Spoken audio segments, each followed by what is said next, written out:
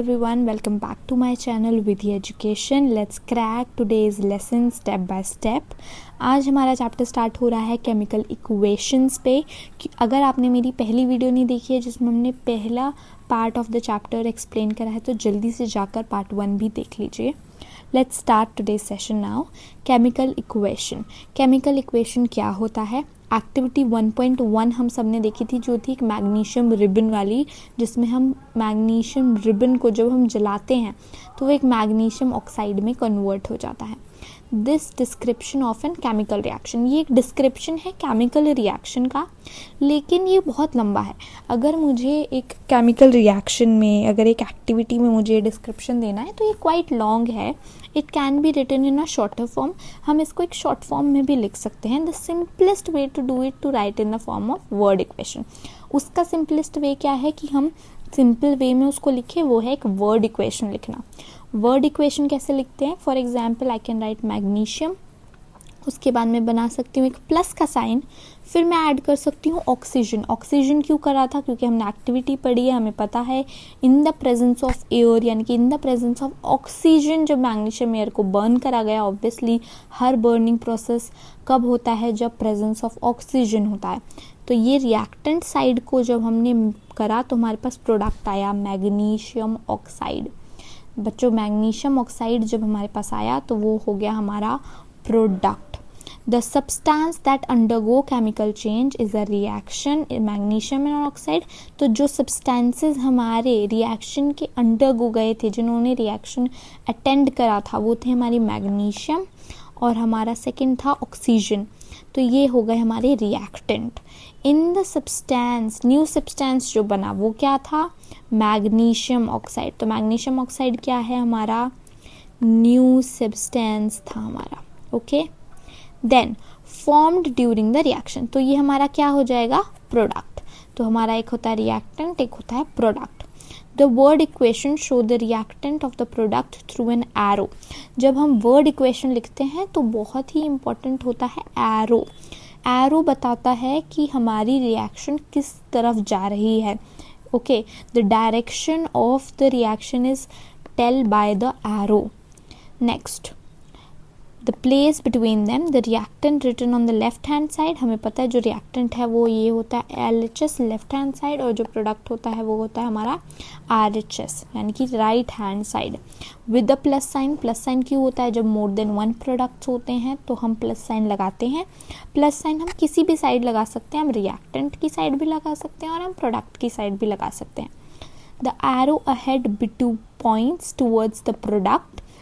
हमेशा हमारा जो एरो का जो हमारा फेस होता है वो प्रोडक्ट की तरफ जो होता है वो हमारा फेस कर रहा होता है. And show the direction of the reaction. और हमारी डायरेक्शन, हमारी रिएक्शन की जो डायरेक्शन है वो शो कर रहा होता है हमारा arrow. Next, writing a chemical equation. अब लिखते कैसे हैं chemical equation? Is there any other shorter way to represent chemical equation? क्या कोई और भी शॉर्टर वे है? जी बिल्कुल है. The chemical equation can be made more concise. Concise means shorter and useful if the use of chemical formula instead of words.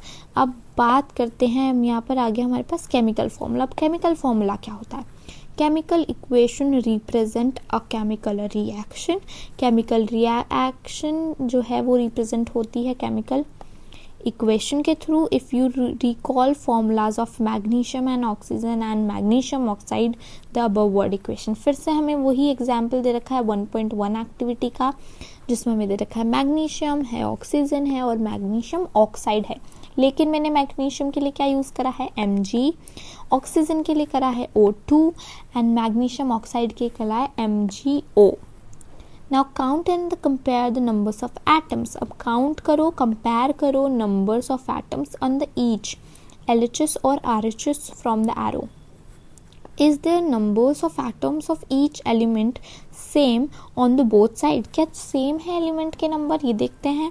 Then the equation is balanced. अगर same है तो वो इक्वेशन हमारी बैलेंस्ड है. अगर नहीं है तो क्या है? वो हमारी अनबैलेंस्ड इक्वेशन है. Because the mass is not the same on the both side of the equation. क्योंकि जो मास है, मास इन द वेट, वेट जो है हमारा आयंस का, जो एटम्स का, वो सेम नहीं है, इसलिए हमारी रिएक्शन जो है अनबैलेंस्ड रिएक्शन हो जाएगी. Such a chemical equation is skeletal chemical equation for a reaction, and equation is a skeletal chemical equation for burning a magnesium in the air. अब हम पढ़ते हैं हमारा most important topic of this chapter which is balanced chemical equation. बच्चों ये बहुत important है, हमेशा बोर्ड एग्जाम में इसमें से एक ना एक क्वेश्चन आता ही है. आप प्री बोर्ड्स में, अपने यूनिट टेस्ट में हमेशा एक बैलेंस केमिकल इक्वेशन का क्वेश्चन आप हमेशा एक देखेंगे. तो इसको ध्यान से समझिएगा. अब स्टार्ट करते हैं. Recall the law of conservation of mass. Conservation of mass जो आपने क्लास 9th में पढ़ा था बच्चों, उसको ध्यान करिए. क्या होता है उसमें, हमें कहा था जो मास है can neither be created nor be destroyed in a chemical reaction.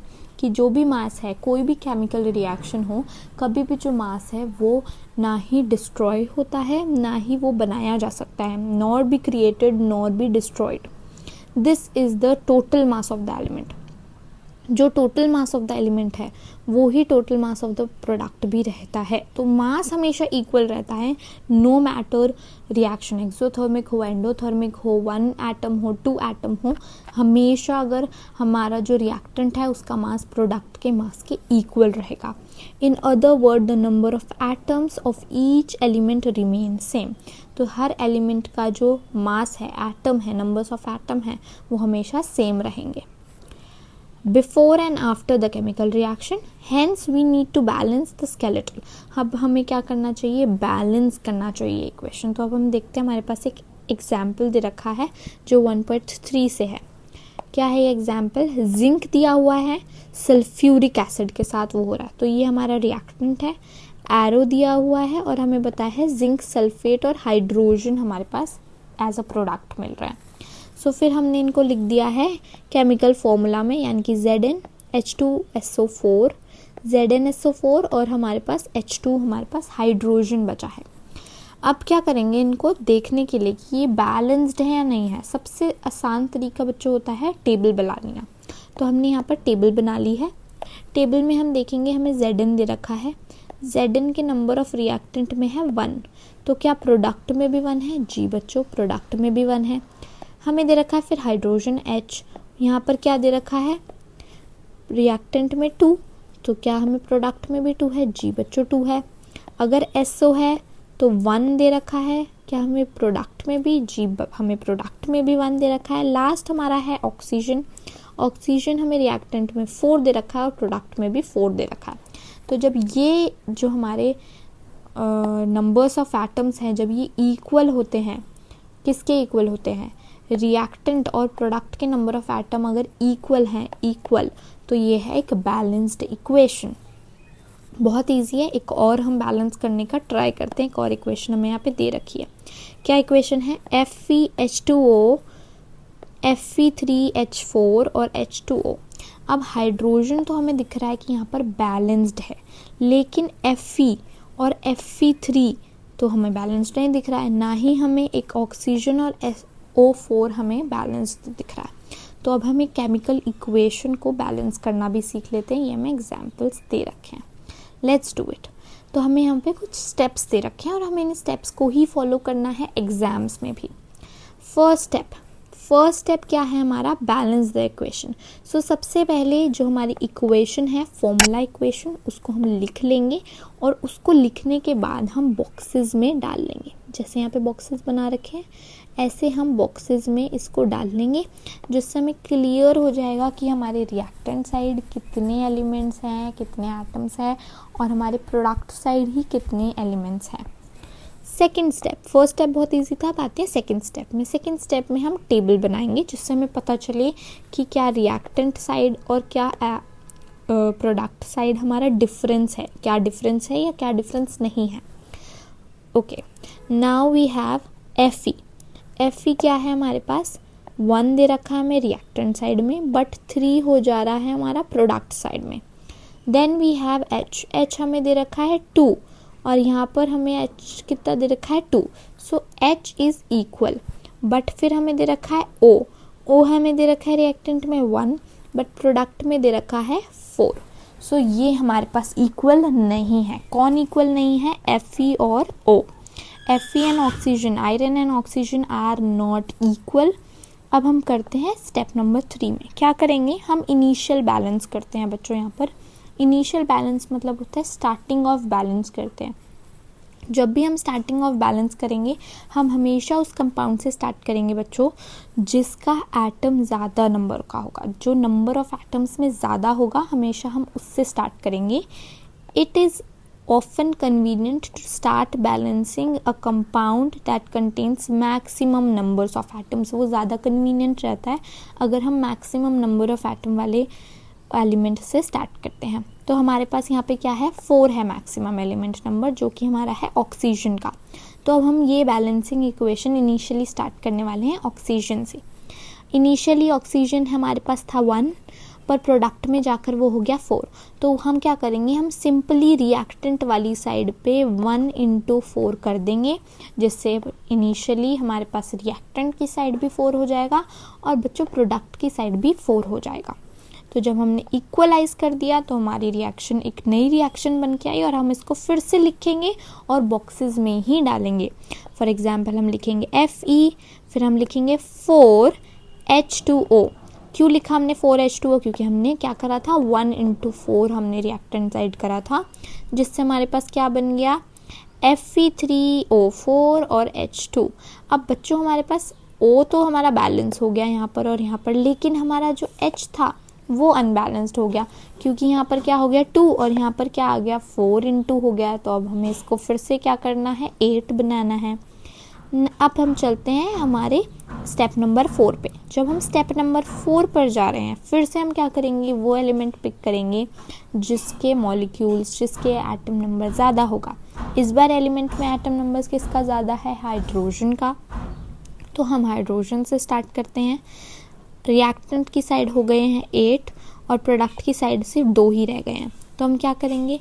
हम प्रोडक्ट की साइड इसको 8 बनाने की कोशिश करेंगे। 2 को हम 8 कैसे बना सकते हैं? 2 को हम 8 बना सकते हैं मल्टीप्लाई बाय 4 करके बच्चों। अब हमारे पास एक नई इक्वेशन आ गई। क्या आ गई हमारे पास? ये नई इक्वेशन आ गई है Fe + 4H2O arrow Fe3O4 + 4H2। ये हमारे पास नई इक्वेशन आ गई है। अब इसमें क्या है? ये भी अभी हमारे पास पार्टली बैलेंस्ड है, ये भी अभी बैलेंस नहीं हुई है, क्योंकि Fe अभी बचा है बैलेंस करने के लिए। जब हम Fe को बैलेंस करेंगे तो हम कैसे करेंगे Fe को बैलेंस? हम इनिशियली क्या करेंगे? Fe को हम 1 है, इनिशियली हमारा Fe क्या है? 1 है, उसको हम क्या बनाएंगे? 3 बनाएंगे। जब हम Fe को 3 बनाएंगे क्या करेंगे? Fe3 है, हमें 1 से 3 बनाना है, तो हम 1 × 3 कर देंगे। नाउ हम इक्वेशन देखते हैं कि 3Fe है।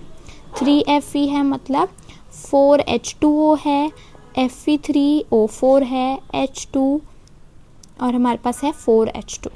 सो this is our new equation जो हमने बैलेंस करके बनाई है, और हम बोल सकते हैं कि ये वाली जो इक्वेशन है बच्चों, ये हमारे पास है बैलेंस्ड इक्वेशन, और हमने इतने सारे स्टेप्स के बाद ये इक्वेशन बैलेंस कर दी है। नेक्स्ट हम क्या करेंगे? इस इक्वेशन को लिखेंगे this is a balanced equation, और उसके बाद हम पढ़ते हैं एक और step, writing symbols of physical state. Carefully examine the above balanced. Does this equation tell us anything about the physical state? अब हम इक्वेशन को ना एक कंप्लीट इन्फॉर्मेशन बनाने के लिए क्या करेंगे कि मैं इतनी ही इक्वेशन लिखकर, इतनी छोटी सी एक इक्वेशन लिखूं और मैं इसमें सारी इन्फॉर्मेशन दे दूं। कैसे करूँगी बच्चों मैं ये मैं करूँगी कुछ सिंबल्स ऐड करके। सिंबल्स किस चीज़ के? फिजिकल स्टेट के। ये बताने के लिए कि जो एलिमेंट्स हम यूज़ कर रहे हैं उसका फिजिकल स्टेट एक्चुअली क्या है। Fe हमारे पास किस फिजिकल स्टेट में है, H2O किस फिजिकल स्टेट में है, H किस फिजिकल स्टेट में प्रोडक्ट में रिलीज़ हो रहा है, वो हम कैसे बताएंगे? कुछ सिंबल्स अप्लाई करेंगे gaseous, liquid, aqueous and solid state के। गैसियस के लिए हम G यूज़ करते हैं, लिक्विड के लिए हम L यूज़ करते हैं, एक्वस के लिए हम AQ यूज़ करते हैं, और सॉलिड के लिए सिंपल हम S यूज़ करते हैं। द वर्ड एक्वस, एक्वस आपको सुना सुना नहीं लग रहा होगा बच्चों। एक्वस क्या होता है? एक्वस मतलब होता है सॉल्यूशन इन वाटर। किसी भी चीज़ को जब मैं पानी में घोल दूँ तो वो एक एक्वस सॉल्यूशन बन जाएगा। अगर मैंने आपको बोला है कि मेरे पास आयरन है या मेरे पास जिंक है, पर मैं बोल रही हूँ कि जो मेरे पास जिंक है वो एक्वस है, यानी कि हमारे पास रॉ जिंक नहीं है। एक जिंक एलिमेंट जो है वो वाटर में डिजॉल्व है और वो सॉल्यूशन इन वाटर है जिंक का, इसलिए हम एक्वस लिखते हैं। तो जब हमें और इंफॉर्मेशन प्रोवाइड करनी है तो हम कैसे लिखेंगे? हम लिखेंगे Fe3Fe जो कि हमारा है सॉलिड में, हम लिखेंगे H2O 4H2O जो कि हमारा है गैस में। फिर हमें Fe3O4 सॉलिड है और जो हमारा ये रिलीज़ हो रहा है, हाइड्रोजन रिलीज़ हो रहा है, ये हमारा गैस में।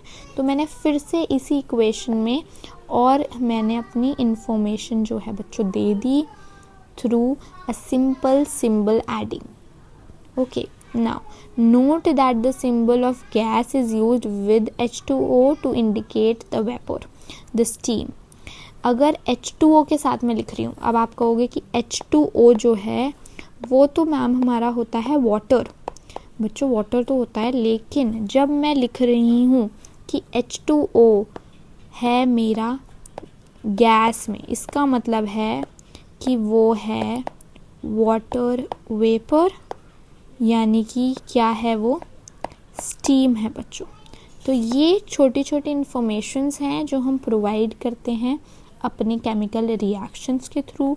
अब एक और देखो, हमें जैसे ये रिएक्शन दे रखी है, ये हमारी क्लोरोफिल दिखा रखा है, हमें इसमें सनलाइट दिखा रखा है। ये एक फोटोसिंथेसिस की इक्वेशन है जिसमें और इन्फॉर्मेशन प्रोवाइड करी हुई है। क्या इन्फॉर्मेशन प्रोवाइड करी है फटाफट से देखते हैं।